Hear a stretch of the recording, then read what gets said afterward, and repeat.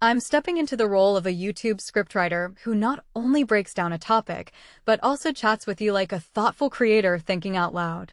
Today, we're turning a tennis controversy into a dynamic, commentary-driven video you'd want to watch from start to finish. Let's dive. I start with a bold question to hook you. What happens when the world's top players push back against a grind that feels more like a trap than a sport? That tension isn't just about one withdrawal. It reveals a bigger debate about how the tour is structured, how athletes are treated, and what success really means in modern tennis. First, the core idea I'm zooming in on: top players withdrawing from high-stakes events due to mental health and physical well-being. Personally, I think this isn't just about a calendar clash. It's a signal that even champions like Sabalenka and Świątek are reading the schedule as a risk, not just a plan. What makes this really interesting is that their choices aren't about shirking competition. They're about preserving longevity in a sport that rewards peak performance, but often neglects rest. In my opinion, the debate exposes a systemic friction: the demand for constant visibility versus the reality of human limits. One thing that immediately stands out is how much leverage a tournament director can wield in shaping the narrative around a withdrawal, which in turn pressures players to justify their decisions publicly. Another key idea: the critic's stance versus players' welfare. What people don't realize is that the call for harsher sanctions on withdrawals, like docking points, isn't just about punishment. It's a symptom of a sport trying to enforce a machine-like schedule. From my perspective, docking points aims to deter flexible scheduling, but it risks punishing the very people the sport relies on: athletes who need rhythm and recovery.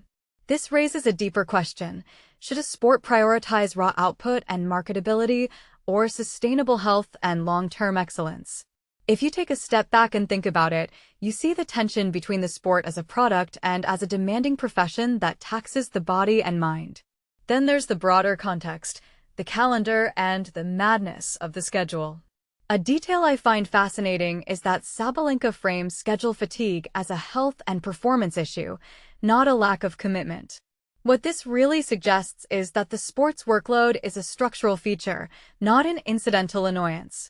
The WTA's official response, emphasizing athlete welfare and ongoing reforms, reads as a careful attempt to balance stakeholder interests: players, tournaments, fans, and sponsors. From my vantage point, the league's willingness to reassess signals a potential shift toward more flexible calendars or better-rest integrated blocks, which could reshape how players plan their careers.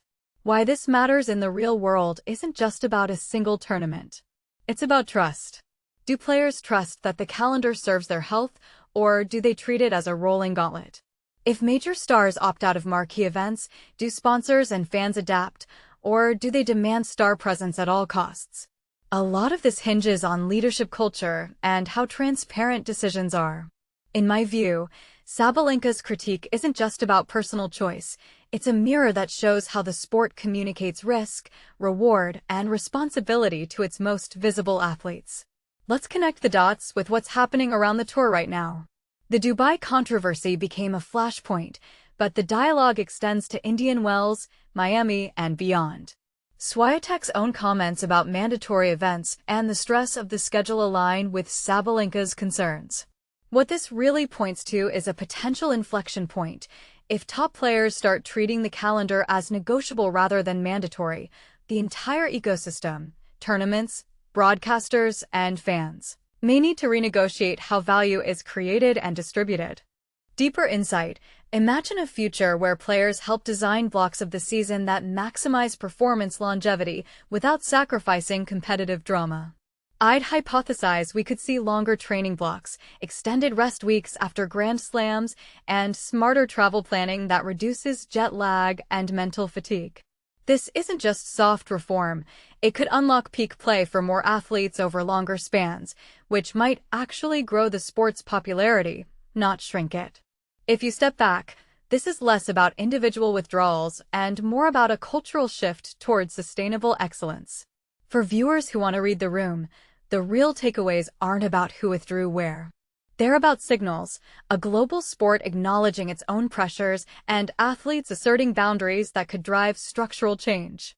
The Miami Open context adds a practical layer. Sabalenka is defending champion, which intensifies the stakes, retaining trust with fans while protecting her own health.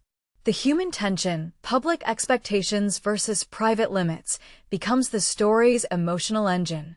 Closing thought. The sport is at a crossroads where health, performance, and business must coexist more gracefully. If we're honest, the next 12 to 24 months could redefine what a successful tennis season looks like. Will calendars bend to protect players, or will players bend to meet a schedule that never truly accommodates rest? I'm watching closely, and I'd love to hear your take. Should the tour redraw the map of the season to prioritize athlete welfare, even if it means fewer marquee events in a year? Share your thoughts in the comments, and tell me which changes you'd most like to see for a healthier, more sustainable tour.